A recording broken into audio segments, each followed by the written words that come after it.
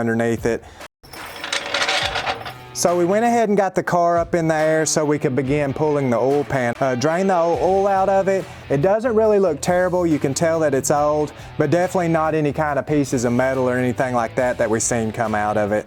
Now that we've got the oil pan dropped loose here, you can actually see a little bit more, and here's our old timing chain that's just dangling loose down in there. Now that the pan is moved from the block, our crankshaft seal will actually just pull right out. And I don't know how well you guys can tell, but up inside here is going to be our crankshaft timing gear that we were needing to replace. And it's kind of hard to tell, but I can see that those teeth are wore down on it. So I'm glad we went ahead and took this step to get that gear replaced. This one eliminates that. Right. See how it's kind of beveled there? Mm-hmm. Should be the same then. I just don't think you would need this ring on this new one. Cool. Guess we'll try to get it up on there. Okay. Definitely tell these teeth look a lot better though, huh? Yeah, most definitely. So we went ahead and got our new crankshaft gear put in place. We just took a little bit of heat from a torch to allow that gear to expand, and it went right onto that keyed shaft just perfectly the way we need it to. Now, okay. We're trying to get these old spark plugs out of this engine so we can run our little camera scope down in there to look at the valves. But we notice they're kind of weird, so they've kind of got like a pink color to them.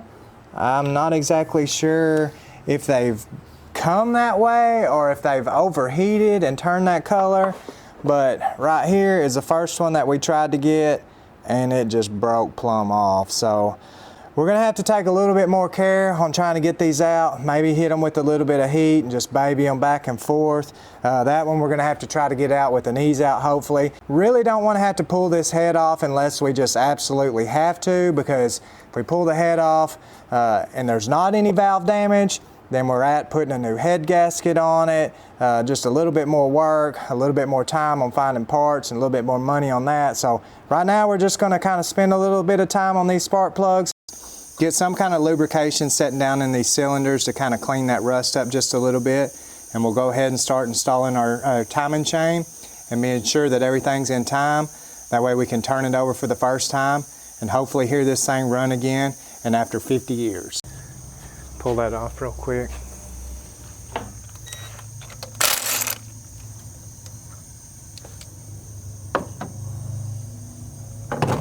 I have to have that puller.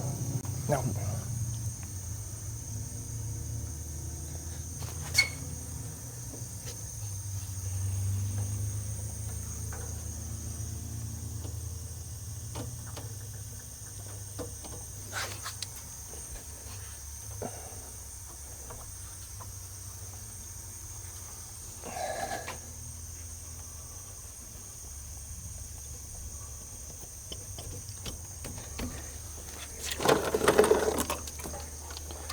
Looks better, don't it? Lots better.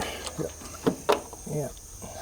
I mean, I was paying attention to that when I took it off, but I just did it backwards.